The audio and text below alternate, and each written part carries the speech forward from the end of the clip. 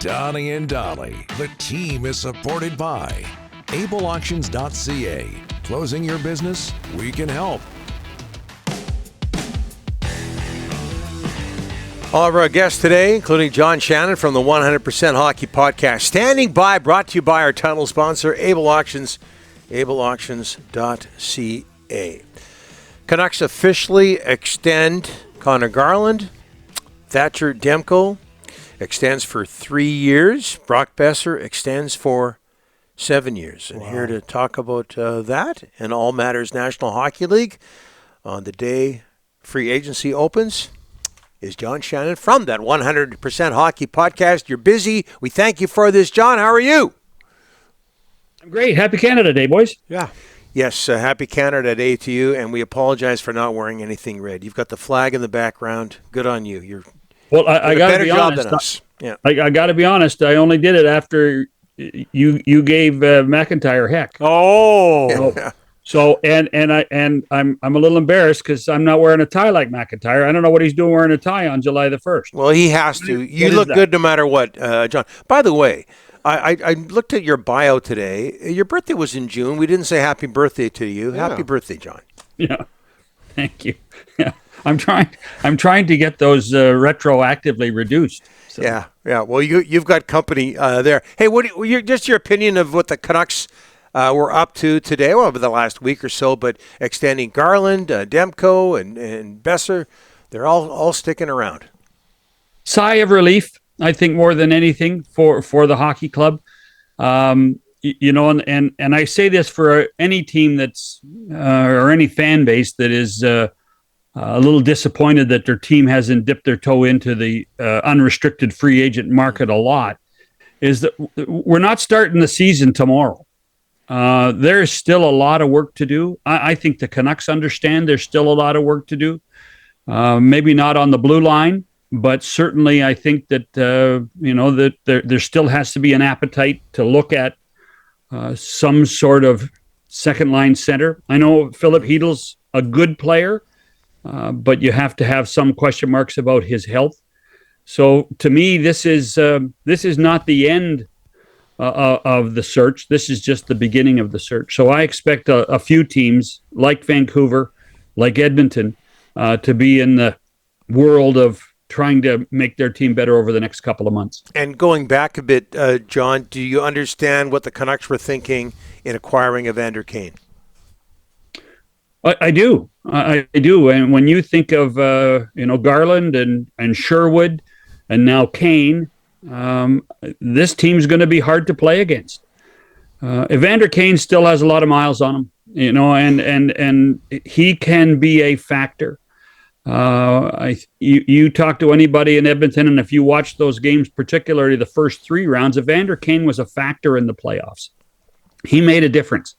And I think that's really what Kane's going to bring to the table. I also think that he's got a little more juice in the game playing for his hometown team, that he'll be a better player for it. And so I don't think that it deserves as much criticism as some have given it. And I do think that he can still score 20 goals in this league. John, the head coach of the Vancouver Canucks, was on your podcast recently. What did you take out of that? Any good little tidbits? Here's what I knew Adam a little bit, Rick. Yeah. Over the years, we have mutual friends. Okay. What I would say is he was much more in depth and pragmatic than I thought he was going to be. Was very open. I thought he was open and honest with Landon and me on our conversation. And has in taking the job, did a lot of due diligence, talked to a lot of people, asked the right questions. And now I think that the challenge, and even how he put his assistant coaches together, of who has the strengths. Kevin Dean has a certain strength. Scott Young has a certain strength. That I think that people are going to be impressed with what Adam does. I think he's learned a lot. I think he's learned a lot from his time in Kelowna, which was not very successful. I think he's learned a lot standing beside Rick Tocchet. And I think it's a bonus that he was on this bench with this organization for the last 2 years. John, a new CBA and we've all covered lockouts. They're not a lot of fun. The NHL's maybe asking for $2 billion per team in expansion. Talk a little bit about those two things, and it looks like business in the National Hockey League is good. So I think I've told this story before, Rick. When I was with the league, the first Board of Governors meeting I attended was in 2006. Yeah. And Gary got up and talked about the growth of the game coming out of the lockout, coming out of the Winter Olympics in Italy. And he said, we're going to be close to $2 billion. And everybody was shocked that the number was $2 billion. Then Bain Capital tried to buy the whole league the next year for $3 billion. Wow. And so to be close now to $7 billion with a great partnership with the players, the harmony on the labor front is a huge asset for the National Hockey League. Yeah. And so now what we have is we have the opportunity to keep the game going in the right direction. New TV deals in Canada. There'll be new TV deals in the United States in 3 years, and preferably, I guess, with a big streaming company. And then all of a sudden, $2 billion for an expansion franchise, and you pick a city, and somebody's going to pay that. And that's exactly where we are. When you think that the Lakers went for $10 billion, Yep. Yeah, and the Celtics went for $6.7 billion, maybe $2 billion's a bargain. Somebody tried to buy the entire league? Yeah. wow. Yeah. I don't remember that story. Yeah. It was, Bain Capital, which is a big hedge, they tried to buy the whole league at one point in the early 2000s. In the early 2000s, yeah. I didn't go very far, but they tried to buy it for $3 billion. That would have been a bargain. Yeah, okay. Mitch Marner, John, I was reminded today. So he goes to Vegas after 9, personally spectacular regular seasons with the Leafs. He's 5th all time in points. What's his legacy in Toronto as he moves on to the Golden Knights? Well, that's a great question. 10 years from now, his legacy in Toronto will be much better than it is today. People will have forgotten the issues that have occurred. Statistically, you're right. He has been a very, very good player for the Maple Leafs. But as you guys know, living in the city you live in, this is all about winning championships. Mm-hmm.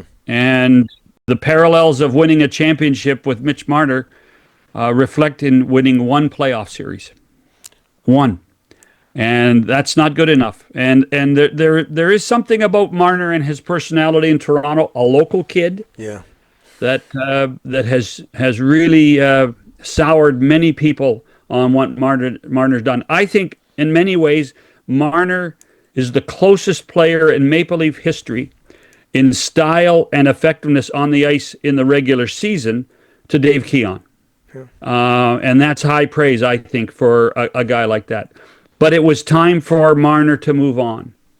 It was time for this organization with Brad Treliving at the helm to change the DNA, as Brad says. And so this was, in my mind, the first big move. And I wouldn't be surprised over the next 2 years that we see bigger moves than that. Yeah, and probably a good idea for him to be in the Western Conference and not have to visit Toronto all that much. But I'll tell you what, when the schedule comes out on the 16th of July... Oh, boy. It's a Vegas and Toronto game. Yeah. And then the Toronto at Vegas game, too. Yeah, you're right, because Leaf fans all fans are known to attend Golden Knights games. John, thanks for this. It'll be great. It'll be great. Hey, no, so this is our last. I was just going to say this is it. Yeah, we're off as I mentioned earlier till 2027. Okay, so I've got a prop bet at FanDuel whether I will meet Don Taylor in person first or Rick Tocchet. Hey. And I've got my money on Taylor because I'm going to just show up in Vancouver and say, let's play golf. So I saw Rick's list of people he wants to visit in Toronto, and you're at the top right now, John. I got to say, you've shamed him. No. Pat Morris and Wade Arnott are 1-2, then John Shannon. Listen, Patty lives not far from me, so that's okay. we can probably have a coffee in the neighborhood if Patty's around. Perfect. I He'll love knock that. on your door. John, we can't thank you enough all year. As always, it's just been absolutely fabulous. We love that you're so plugged in and that you're from BC. It makes a difference. You know what? I have said this every year that we've done this. I love talking about the game, and I love talking about the game in my home province. So thank you for having me. Can't thank you enough. Thank Thanks, you, John. sir. All the best. Cheers.